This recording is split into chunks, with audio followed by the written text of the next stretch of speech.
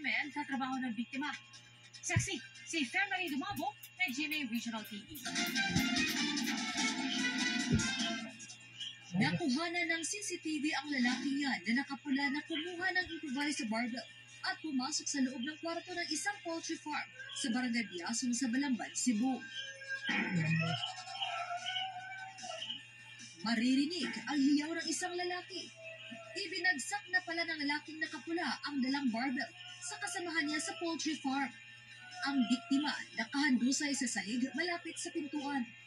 Sunod na nakita ang muling paglabas ng suspect at may kinuha bago bumalik sa loob ng kwarto.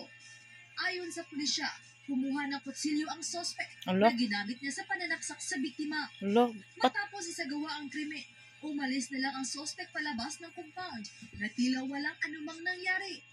Ayon sa pulisya, personal na alitan ang tinatupang motibo sa krimen. Kamakailan lang daw nagsuntukan ang biktima at suspect. Actually, nung hindi pa nangyari ang insidente, meron na silang personal grudges, no?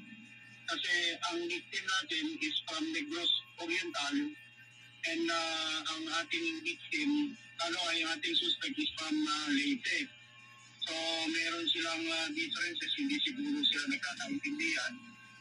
Pero, kaya pa naman, they manage until such time na lumabas silang dalawa para mag-miesta. Naisugod pa ang biktima sa pinakamalapit na ospital. Pero dahil sa tindi ng mga sugat na tinamo, namatay kalaunan ng biktima.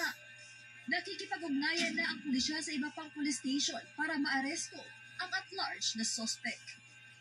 Para sa GMA Integrated News, ako si Femari Dumabok ng GMA Regional TV, ang inyong saksi.